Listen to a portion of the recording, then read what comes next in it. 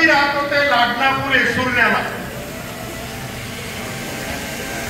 आणि मग त्यांची प्रकृती त्या ठिकाणी घालवल्यानंतर ते ढांकीला आले आणि मग त्यानंतर त्यांचं देहावसन त्या ठिकाणी झालं. म्हणजे मोती बाबा अमृते यांचे गुरु यांचं देहावसन झाल्यानंतर 30 वर्ष अमृते महंती ही पडीत होती आणि त्या कालावधीच्या अमृते कुळाच्या अमृते पिढीची जी काय देवपूजा असेल ती कुठे गेली कुठे नाही याचा कुठे स्थांग पत्ता नाही. पुढे म्हणतात चांदूरबाजाचे राऊत पाटलाकडे होते. अजून त्यातले विखुरलेले प्रसाद काही काही ठिकाणी आहे नाही असं नाही अमरावती जिल्ह्यात. पण कैवल्यवासी मोती बाबा अमृते यांच्याकडे अमृते पिढीचा कुलवंदन असलेला बद्रीचा विषय मात्र त्यांच्याकडे होता आणि तो बद्रीचा विशेष ते कुलवंदन आजही गोराळ्याला आहे. मग त्या 30 वर्षाचा कालावधी निघून गेल्यानंतर महाराष्ट्र अधिकरण आचार्य प्रवर बोरीचे बाबा कंदुरकर बाबा यांनी दिवाकर बाबा कापूस तळेकर यांना अमृते महंती त्या ठिकाणी 68 मध्ये उभी केली.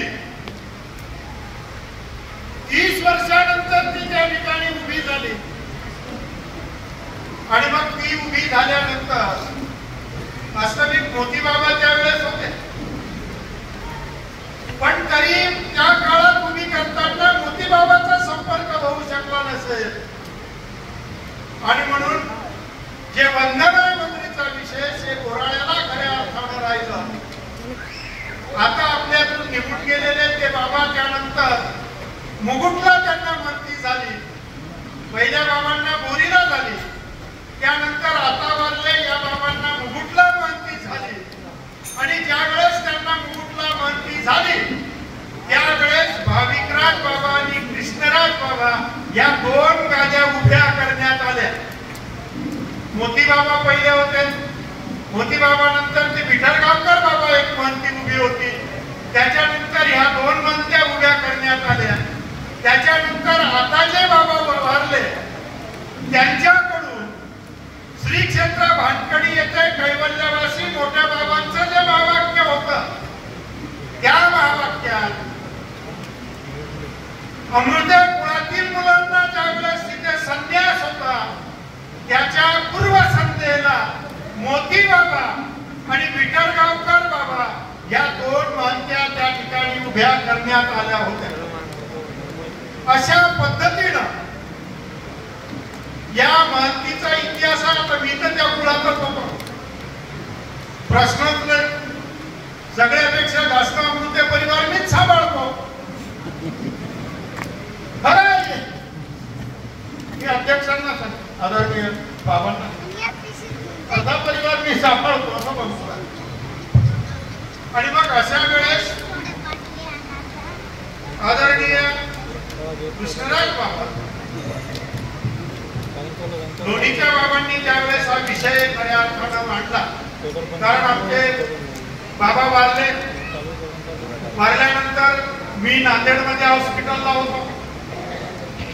तिथूनच आम्ही त्यांचा ते कलेवर खऱ्या अर्थानं ढांकीला आणलं. मी सोबत होतो. पूर्ण रात्र खऱ्या अर्थानं मी ढांकीत होतो. दुसऱ्या दिवशी या संदर्भातला चर्चा सुरू झाल्या. म्हणजे त्या ठिकाणी गेलेल्या माणसाचा अंतविधीही पार पडत नाही तर आपल्या दुसऱ्या चर्चा खऱ्या अर्थानं सुरू होतात. आणि मग आपण त्या दिवशी पाहिलं त्या बाबांना खऱ्या अर्थानं त्यांनी किती दुःख भोगलं. आज इजळीचे ग्रामस्थ या ठिकाणी आहे. 4 गाड्या इजळीचे ग्रामस्थ या ठिकाणी आहे. कैवल्यवासी बाबांचे भाऊ या ठिकाणी आलेले आहेत. प्रभू पाटील, दत्तराव पाटील असेल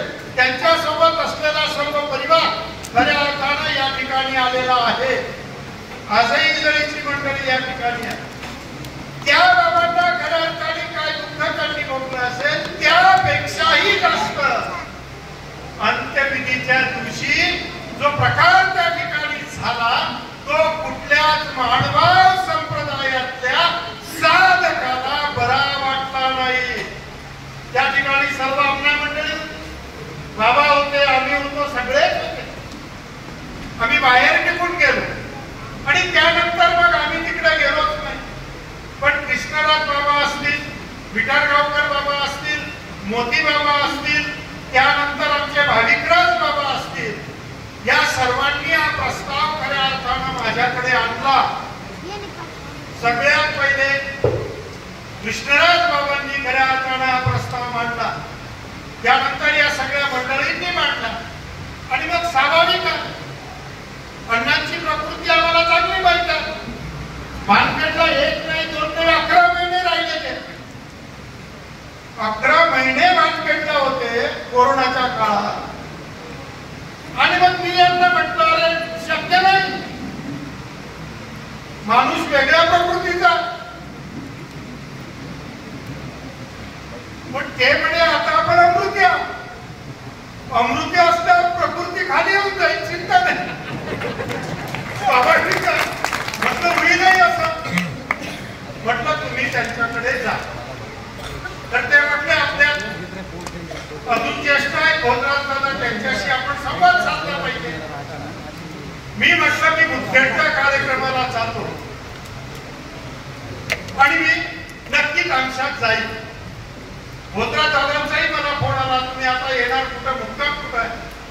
म्हटलं मी करतो कुठेतरी नांदेडमध्ये. ते म्हटलं नाही तामशात. आम्ही तामशात गेलो, त्यांच्याशी मी बोललो. मी त्यांना सांगितलं की सगळ्या परिवाराने पूजनीय आदरणीय सध्याच्या अण्णा जे दादांचं खऱ्या अर्थानं म्हणजे आता जे महंत झालेले आहेत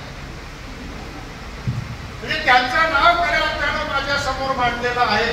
तुमचं काय मत आहे? त्यांनी सांगितलं योग्य आहे.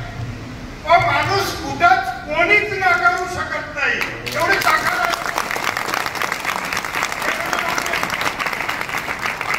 पण त्यांनी एक प्रश्न केला की घेतील का? म्हटलं कास्त महत्वाचं आहे. मी त्यांना म्हटलं की मग तुम्ही सगळ्या शिष्यगणात या आणि तुम्ही स्वतः तिथे जा. त्यांना विचारा. त्यांनी जर नकार दिला तर आपण वेगळी मीटिंग घेऊ आणि मग आपण पुढचं काय करायचं ते ठरवू. जर होकार दिला तर मग अजून काय पाहिजे, दुधात साखर पडली, सोन्याहून पिवळा.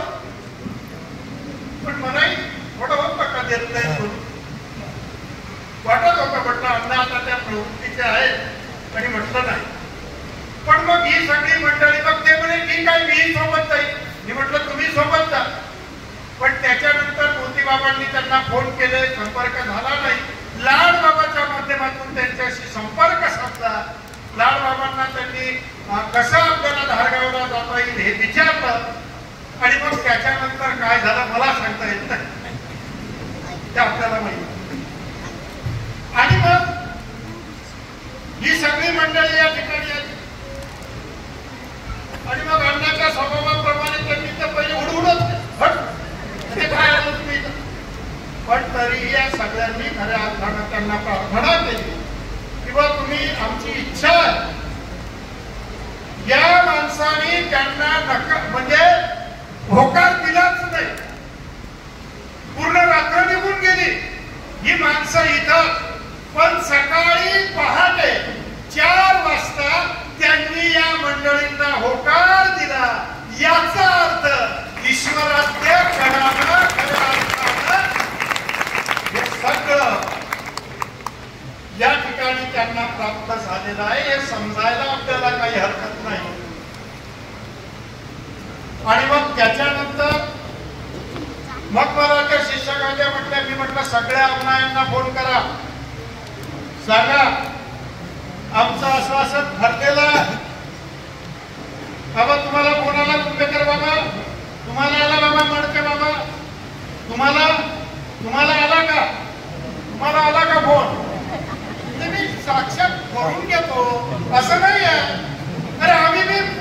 आम्ही मी लहानपणापासून महानुभावात आहोत, आम्हालाही माहीत आहे ना, नाही असं नाही ना, कशा करायच्या असतात, कशा होत असतात याचं आम्हालाही माहीत आहे, माहीत नाही असं नाही ना.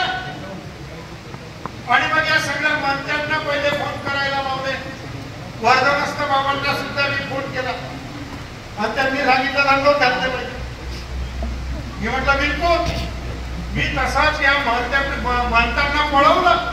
म्हटलं काही असू द्या. ते म्हणे बाबा किती लांब लांब आहे, प्रवास कसा करायचा, 2च दिवस आहे. म्हटलं नाही, पळावं लागेल तुम्हाला. हे सगळ्या ठिकाणी पळाले. ही गेली ही मंडळी, त्यांनी सगळ्या आमदारांना दंडावर घातले. तुमच्याकडे आमचे अशोक शास्त्री आले बाबा, आले होते, आता राजधर्म मंत्री झाली त्यांना. आणि म्हणून या पद्धतीनं जाऊन खऱ्या अर्थानं या सगळ्यांना प्रार्थना केली. पण एक लक्षात असू द्या, या मंडळीने जो व्यक्ती निवडला याच्या अंगी आधी दुसरी कोणती मंत्री नाही, कोरा खत निवडलेला आहे.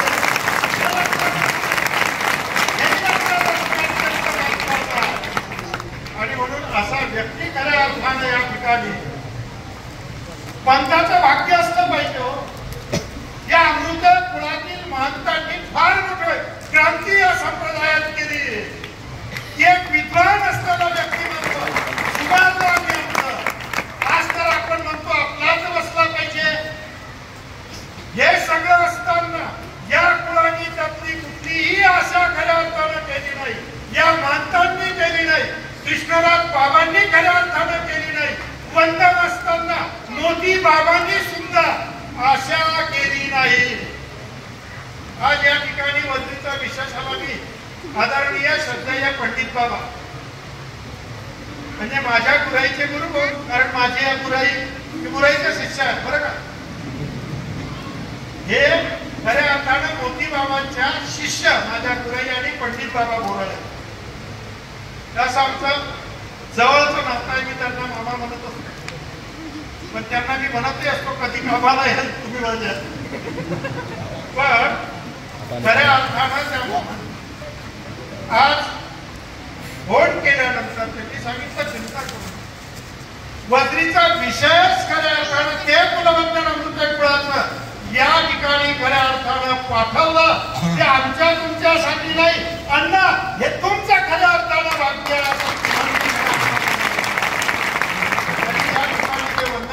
वंदनाला खऱ्या अर्थानं विडावसर आपण सर्वांनी या ठिकाणी केलेला. आणि असा प्रवास जो झाला त्याच्यानंतर कितीतरी चर्चा झालेल्या आहेत.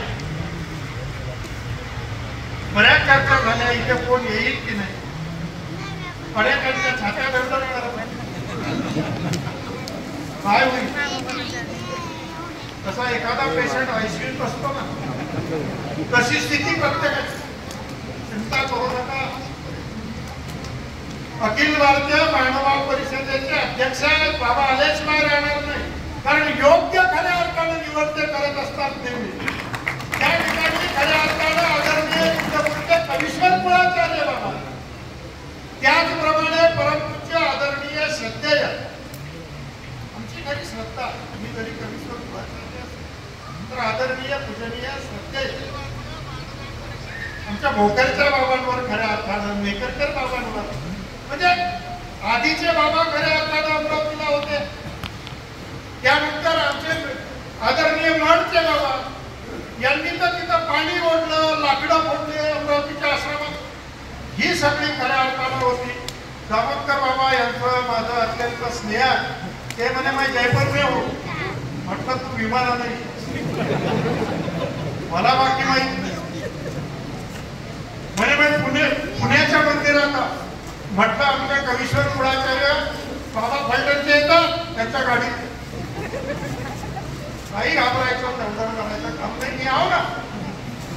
आणि अशा पद्धतीनं ही सगळी माझ्यावर प्रेम करणारी मंडळी, त्याचप्रमाणे अमृत कुळावर प्रेम करणारी मंडळी सगळी, आणि त्याचप्रमाणे आदरणीय ज्यांना आज ही प्रतिष्ठा होते त्यांच्यावर प्रेम करणारी ही मंडळी खऱ्या अर्थानं या ठिकाणी उपस्थित झाली.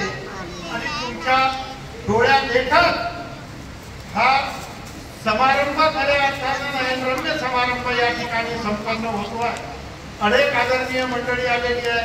परमपूज्य आदरणीय टाकळीचे बाबा असतील, अनेक बरेचसे मंडळी या ठिकाणी, सर्व आदरणीय संत खऱ्या अर्थानं या ठिकाणी उपस्थित झालेले.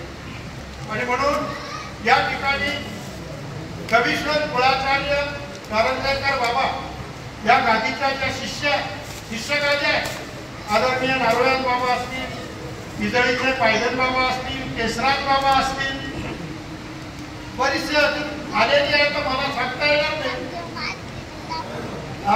सुरेश दादा असतील, या हा ब्रह्मक बाबा आहे, त्याच्यात बरेचसे आले आहेत. तुम्ही समजून घ्या. मला तुम्हाला एक लक्षात ठेवा, 1 वर्ष मी एवढा फोनवर बोलला नसेल तेवढं 3 दिवसात मला सगळ्यांशी बोलावं लागलं.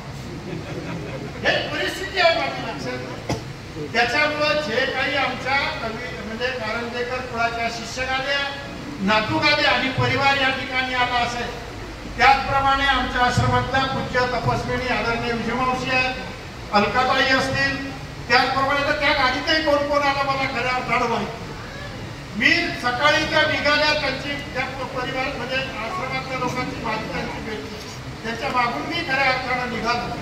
आणि म्हणून ज्या सगळ्या काही तपस्विनी, ज्या तपस्विनी खऱ्या अर्थानं या ठिकाणी आल्या, आश्रमस्थ आमची जी काही मंडळी असेल, सर्व परिवार असेल, त्यांनी या ठिकाणी यावं. आदरणीय सध्या मंतश्री गौरवनाथ बाबा, मी म्हटलंही विसरून नको, मी सांगत मला पेनूरकर बाबा वगैरे सगळं आहेत, भाविकराज बाबा, हे सगळे जेवढी मंडळी आहे तुम्ही लक्षात घ्या. माझ्या भावना या सगळे तुम्ही इकडे या, सगळ्यांनी या ठिकाणी यावं. आणि मी तुम्हा सर्वांना या ठिकाणी विचारतो, मी अमृते परिवारालाही विचारतो, कारण आता बऱ्याचसा आश्रमस्थ अमृते परिवार आहे, ते म्हणतील आमचं नावच घेतलं नाही बाबा. म्हणून आश्रमात असलेला सर्व अमृते परिवार, किशोर दादा असतील आमचे, रुसून जातात थोडक्यात म्हणजे जर हे झालं म्हणजे किशोर दादा असतील, या सर्व मंडळींना खऱ्या अर्थानं मी या ठिकाणी विचारतो आहे की मी या ठिकाणी कवीश्वर आमनाथ अमृते बाबा यांना या ठिकाणी मान्यता खऱ्या अर्थानं आपली प्रदान करतो आहे. आपली सर्वांची संमती आहे ना? ठीक आहे.